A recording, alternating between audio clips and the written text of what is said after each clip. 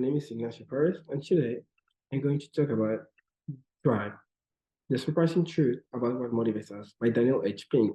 This book, written in the year 2009, is about challenging the traditional notions of motivation and offering insights of what truly drives us to achieve. So, why is this book important?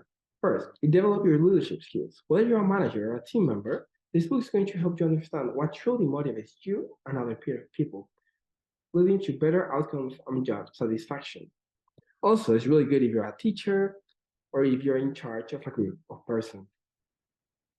Finally, it also offers general insights about how to make your kids help with house chores within the correct approach.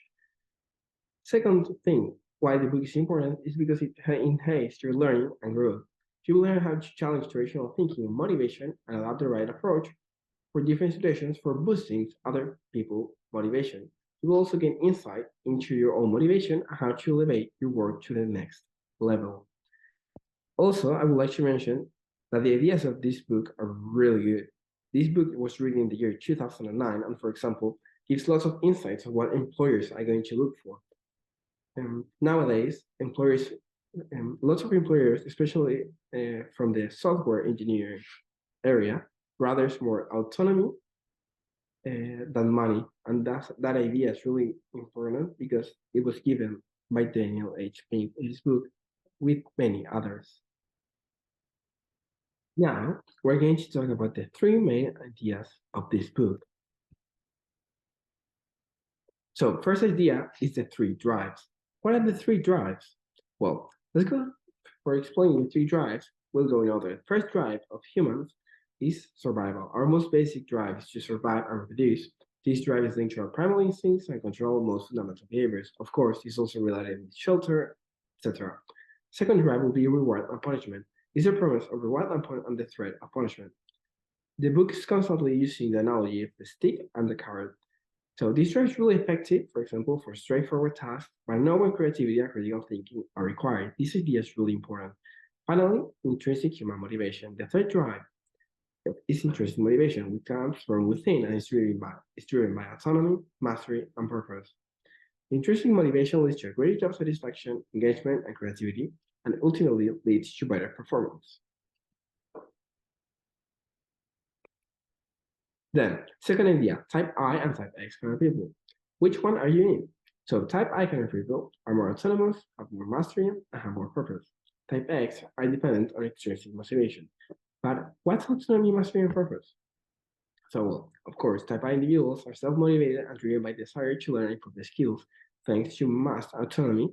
That's basically can be summarized in the four T's: is task, time, team, and technique. So task is what you're doing, time is when you're doing it, a team when with who you're doing it, and finally technique is how you do it.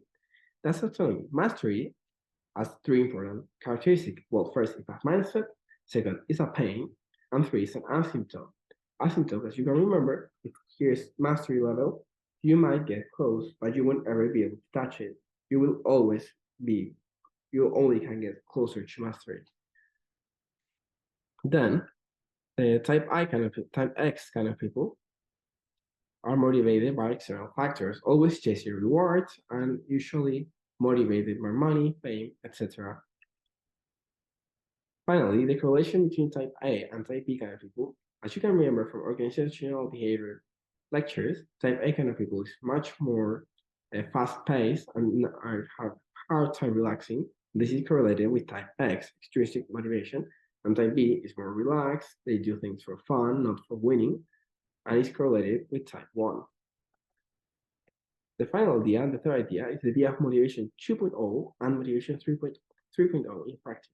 So it's really important to know what kind of motivation to use in each task and audience, but not to be able to do it, we need to understand what is each kind of motivation. So motivation 2.0 is basically the carrot and stick approach. Actually, it does work, but only for routine, repetitive tasks. And of course, now we go to motivation 3.0. It's really effective for complex tasks that require creativity, problem solving, and innovation. This type of motivation is built on autonomy, mastery, and purpose. So, purpose, I know it wasn't defined that well, and actually that's the critique for this book. Next, I'm going to continue with the idea of critiquing two main book ideas. The first idea I would like to critique is, are type I people better than type X? So basically, the idea that type I individuals are better than type X is not accurate, since each person is unique and different, and different approaches may work better in different occasions. Also, of course, as a memory refresh, type A kind of people that's more related with type X are fast eaters, don't like to get relaxed, and are usually much more stressed than type B, the counterpart that actually do things for fun and not for winning. So my big critique is what the author actually makes the statement that type I kind of people is much better. Is that true? Is it okay to claim a thing like that? He also supports this idea in health conditions, but I think that is to go too far to just claim that type I is much better than type X. The second book critique is really important because when the author tries to explain meaning, because he's always trying to say that with motivation 3.0, you need to let help people to be autonomous, uh, become a master, and of course, meaning and purpose. But it doesn't even deep enough to make a clear definition. So how can the author actually improve this? He can use the book, The Man in Search of Meaning by Viktor Frankl. In this book, Frankl, a Jewish psychiatrist, survivor from the Holocaust, describes what is meaning in a really deep way. This is a full book oriented in looking, well, as the book title says, the Man in Search of Meaning.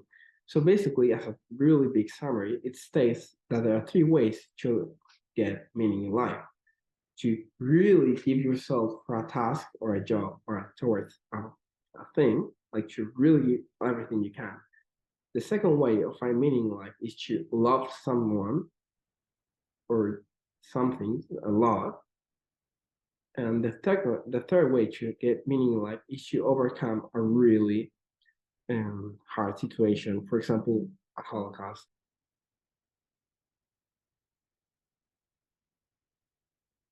Finally, let's go to make three practical pieces of advice. Now, let's use the when to give rewards flowchart. So it's a task that the people you're trying to motivate or you are going to perform is mostly routine. Well, if it's a yes, can you increase the task, challenge, or variety, or make it less routine or connected to a larger purpose? If it's not possible, you can use if then rewards. And of course, there are different kind of situations. For example, you can offer a rationale for why the task is necessary. Also, you can acknowledge that the task is boring. And of course, allow people to complete the task in their own way. But if is it in a routine way, or if it's not a mostly routine, you have to concentrate on building a healthy long-term motivational environment that pays people fairly, of course, with extrinsic motivation, and of course, give them motivation, purpose, and autonomy. Then second idea is autonomy. So it's the importance of autonomy. Of course, there are different kind of autonomy, as mentioned previously, and you need to carefully analyze what is really good for all job environments. For example, it says that in Whole Foods, they allow their workers, they give autonomy on the workers to decide who they are going to work with. Or in Google, they let the workers once a week, they give them a free day so they can solve any kind of problem they want.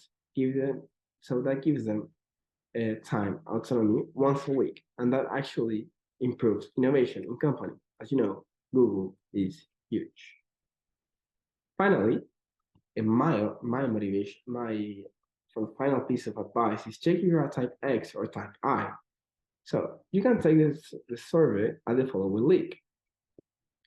And here I made it myself, and I resulted to be a type X kind of type X kind of person. So, so my second advice is to check if you're currently type X or type I, and if you're happy with that reality. For example, I got to the conclusion that I want to move towards being a type I kind of person. And of course, taking into consideration that autonomy and mastery are two really important things in life. And even though you're a type X kind of person, you have to take these concepts to yourself. Thank you very much. So, in a matter of conclusion, if you're looking to understand human motivation and how to use it effectively, this book is a must read. As I mentioned in the beginning, challenges traditional thinking and provides a framework to understanding what should need drives. Thank you very much.